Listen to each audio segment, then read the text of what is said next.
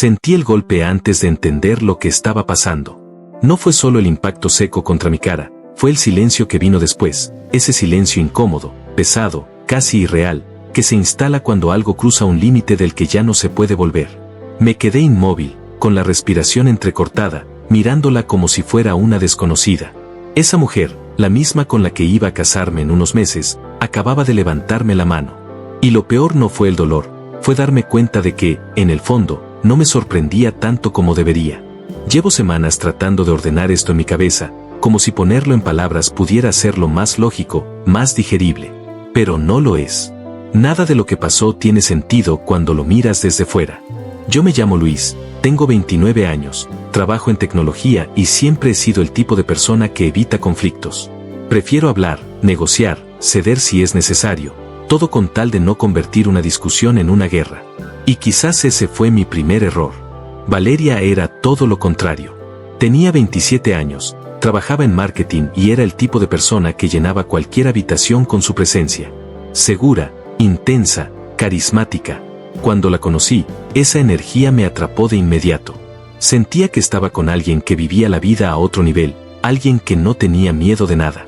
Pero con el tiempo, esa misma intensidad empezó a volverse incómoda, incluso asfixiante. Recuerdo pequeñas cosas que en su momento ignoré. Comentarios disfrazados de bromas delante de mis compañeros, críticas sutiles que siempre terminaban dejándome como el inseguro o el aburrido. Momentos donde cualquier desacuerdo se convertía en una especie de prueba, como si yo tuviera que demostrar constantemente que estaba a su altura. Y yo, en lugar de cuestionarlo, lo justificaba. Me decía a mí mismo que nadie es perfecto, que todas las relaciones tienen fricción. 4 años después, estábamos comprometidos. Y ahí fue cuando todo empezó a romperse de verdad. La boda se convirtió en el centro de su mundo. No era solo una ceremonia, era un espectáculo. Más de 200 invitados, un salón enorme, decoración extravagante, cada detalle milimétricamente planeado. Yo solo quería algo sencillo, algo nuestro, pero para ella, eso era casi un insulto. Cada conversación sobre dinero terminaba igual. Yo intentando ser realista, ella acusándome de no tomar en serio el compromiso. Poco a poco, dejó de sentirse como una construcción en pareja y empezó a parecer más una imposición. Como si yo fuera un actor secundario en una historia que ya estaba escrita sin mí. Aquella noche, todo explotó. Estábamos en la sala, rodeados de papeles, listas y ese cuaderno de planificación que parecía sostenerla emocionalmente. La vi caminar de un lado a otro, hablando sin parar sobre invitados que ni siquiera recordaba haber escuchado antes. Esperé el momento adecuado y, cuando por fin hablé, lo hice con cuidado. Le dije que quizás estábamos exagerando, que tal vez deberíamos hacer algo más íntimo. El cambio en su expresión fue inmediato. Su mirada se endureció, su tono se volvió cortante. Empezó a cuestionar si realmente me importaba la boda, si me importaba ella. Sentí como la conversación escalaba, como cada palabra que decía era reinterpretada como un ataque. Intenté mantener la calma, pero ya no importaba lo que dijera. Y entonces pasó. Se acercó rápido, con una furia que no había visto antes, y sin previo aviso, me golpeó. El mundo se detuvo. No reaccioné. No grité. No la empujé. Solo la miré. Y en ese momento, algo dentro de mí se acomodó, como si todas las piezas encajaran de golpe. No fue un impulso aislado. Fue la culminación de todo lo que había estado ignorando durante años. Cuando habló, su tono ya había cambiado. Pasó de la rabia al arrepentimiento en segundos, como si alguien hubiera apretado un interruptor. Dijo que no había querido hacerlo, que fue el estrés. Pero ya no la estaba escuchando. Solo le dije que hiciera sus maletas. No hubo discusión. No hubo negociación. Algo en mi forma de hablar le dejó claro que esta vez no iba a ceder. La vi recoger sus cosas con manos temblorosas, mirándome como si esperara que en cualquier momento cambiara de opinión. Pero no lo hice. Cuando se fue, la casa quedó en silencio. Un silencio extraño, pero también liberador. Al día siguiente, el caos empezó. Mensajes, llamadas, opiniones de gente que no tenía ni idea de lo que realmente había pasado. Algunos me apoyaron. Otros me juzgaron. Valeria, por su parte, alternaba entre disculpas desesperadas y acusaciones. Pero había algo en todo eso que no encajaba. No parecía realmente arrepentida, parecía preocupada por cómo se veía la situación. Y esa duda no me dejó en paz. Hasta que hablé con Diana. Nos encontramos en un café y desde el primer momento supe que lo que iba a decir no era algo menor. Me habló de Iván, un amigo de Valeria que yo apenas conocía. Y luego me mostró una foto. No era perfecta, pero era suficiente. Ellos dos, juntos, demasiado cerca como para ser solo amigos. En ese instante, todo tuvo sentido. Las discusiones, la tensión, su actitud, no era estrés por la boda. Era culpa. Y peor aún, era estrategia. Entendí que ese golpe no había sido solo un arrebato. Había sido una provocación. Necesitaba que yo reaccionara mal, que yo cruzara la línea, para poder convertir todo en mi culpa. Pero no lo hice. Y eso arruinó su plan. La enfrenté al día siguiente. Preparé todo con calma. Sin gritos, sin caos. Solo la verdad, puesta sobre la mesa. Literalmente. Cuando vio la foto, su máscara empezó a romperse. Intentó negarlo, minimizarlo, justificarlo. Pero al final, lo admitió. Y en ese momento, no sentí rabia. Sentí claridad. Le pedí que se fuera. Y esta vez, para siempre. Semanas después, me enteré de algo que terminó de cerrar todo. Se fue a vivir con ese mismo tipo, Iván. Y él la echó poco después por lo mismo, infidelidad. Cuando vi el video de sus cosas tiradas en el jardín, no sentí alegría, pero tampoco pena. Fue como ver el final lógico de una historia que siempre iba a terminar así. Pensé que ahí acababa todo. Pero no. Meses después, volvió. Tocó mi puerta de noche, destruida, irreconocible.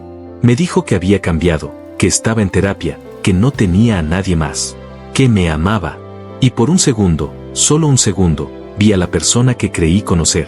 Pero luego recordé el golpe, la mentira, la manipulación, y entendí algo que me costó años aprender. El amor sin respeto no es amor. Cerré la puerta, y esta vez, no dudé ni un segundo. Porque hay cosas que se rompen una vez, y no se vuelven a arreglar jamás. Durante unos días pensé que todo había terminado de verdad, que ese cierre había sido definitivo, limpio, sin grietas por donde pudiera filtrarse nada más. Volví a mi rutina con una calma que no sentía desde hacía años, como si por fin hubiera recuperado el control de mi propia vida. Pero esa sensación empezó a resquebrajarse de forma tan sutil que al principio ni siquiera supe identificarla. No fue algo evidente, no hubo un gran evento, fue una acumulación de pequeñas cosas que, vistas por separado, parecían insignificantes, pero juntas empezaban a construir algo inquietante. La primera señal fue mi teléfono. No eran mensajes directos de Valeria, porque la había bloqueado en absolutamente todo. Eran números desconocidos. Llamadas a horas raras que se cortaban en cuanto respondía. Mensajes vacíos, sin texto, sin sentido. Al principio pensé que era simple coincidencia, spam o algún error, pero había algo en la frecuencia, en la insistencia silenciosa, que empezó a incomodarme más de lo que quería admitir. Era como si alguien estuviera comprobando si yo seguía ahí, si seguía disponible. Intenté ignorarlo. Me dije que estaba exagerando, que después de todo lo que había pasado era normal estar un poco paranoico. Pero entonces empezaron a ocurrir cosas dentro de casa. Objetos que no recordaba haber movido. Una taza que juraría haber dejado en la cocina, aparecía en la mesa del living. La puerta del baño entreabierta cuando estaba seguro de haberla cerrado. Pequeños detalles que no tenían explicación clara, pero tampoco suficiente peso como para entrar en pánico. Hasta que una noche llegué más tarde de lo habitual. Había salido con Oscar después del trabajo, necesitaba despejar la cabeza. Cuando abrí la puerta, lo primero que sentí fue el aire. No era una sensación física concreta, era más bien una percepción, como si el ambiente estuviera distinto, cargado, ligeramente alterado. Me quedé quieto unos segundos antes de entrar del todo, observando en silencio. Todo parecía estar en su sitio, pero esa incomodidad no desaparecía. Caminé despacio hacia la sala y fue entonces cuando lo vi. El cuaderno de la boda. Ese mismo que había quedado abandonado el día que todo explotó, ese que yo mismo había guardado en un cajón semanas atrás, estaba sobre la mesa. Abierto. Exactamente en la misma página donde habíamos discutido aquella noche.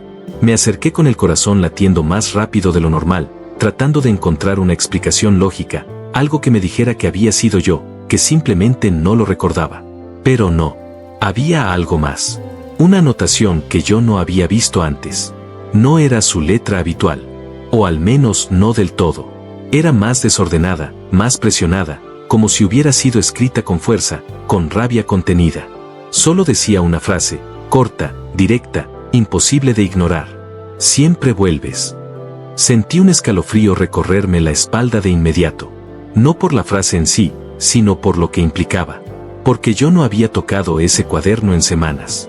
Porque nadie más tenía acceso a mi casa. Porque, en teoría, Valeria ya no formaba parte de mi vida. Y sin embargo, ahí estaba. Mi primera reacción fue pensar que había olvidado cambiar la cerradura. La idea me golpeó con una claridad incómoda. Ella tenía una copia de las llaves. En medio de todo el caos, nunca pensé en eso.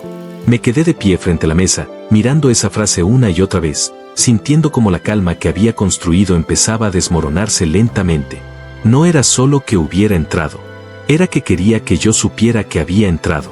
Esa noche no dormí.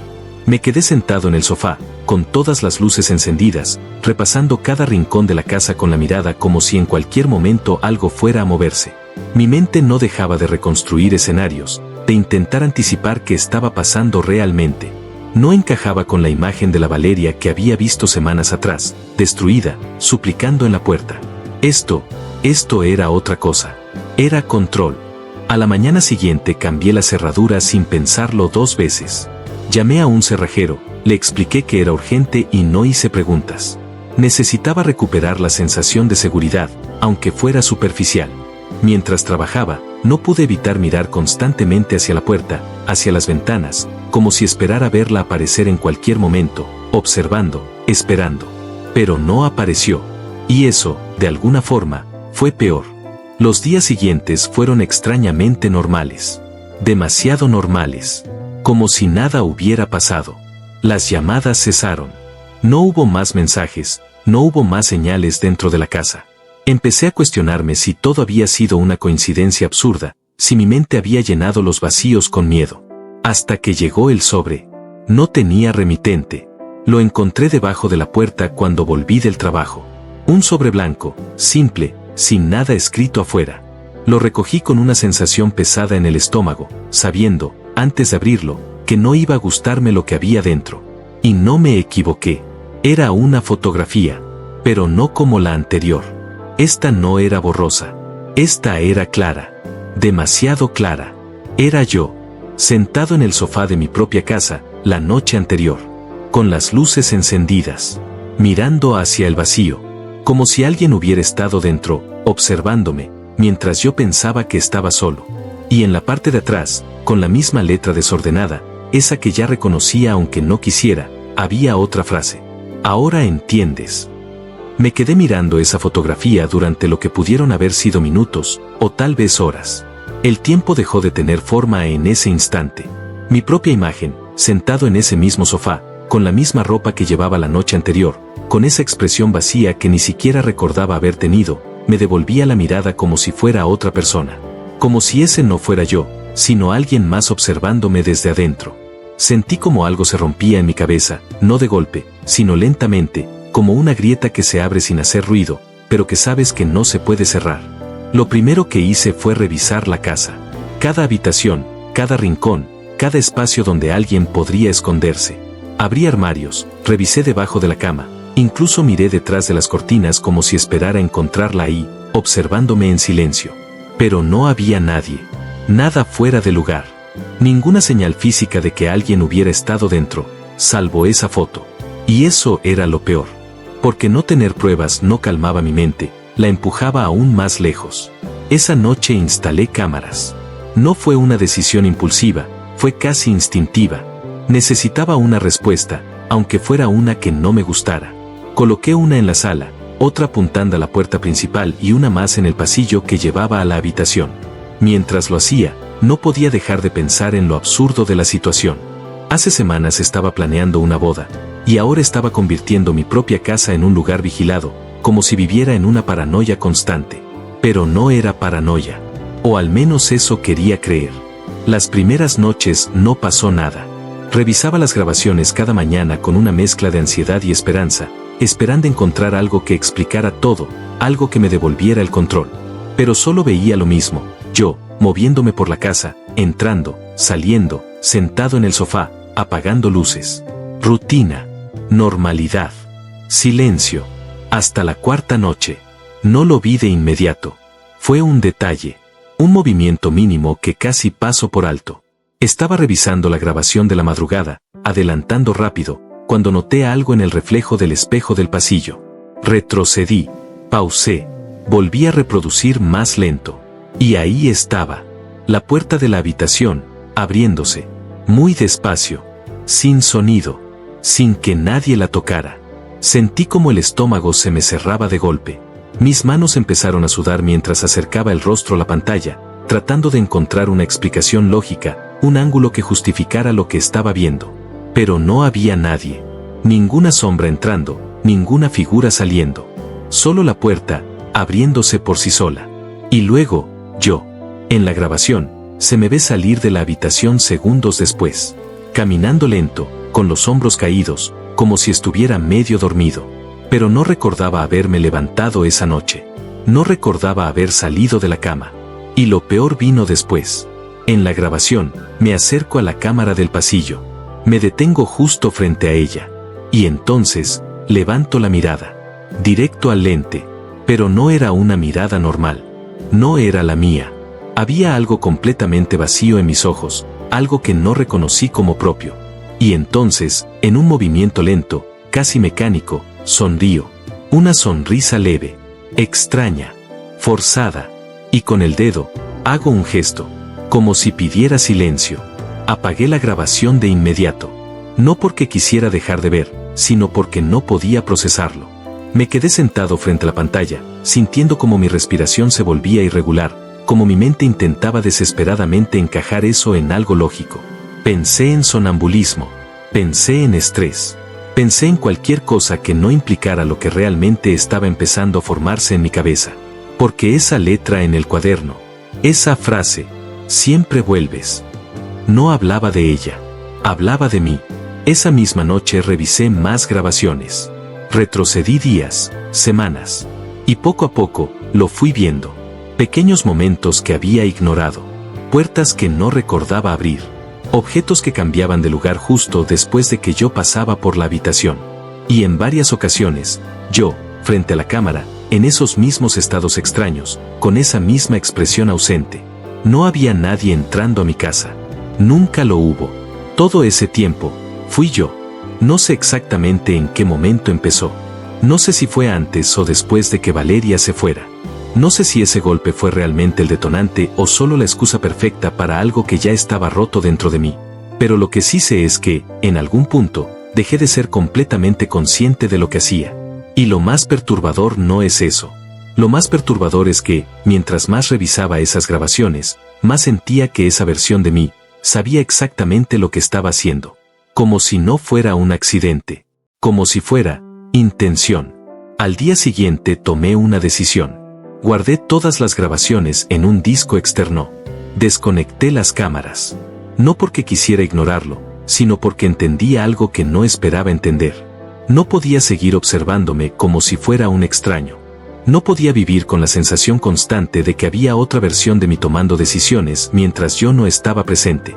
Y sin embargo, tampoco podía negarlo.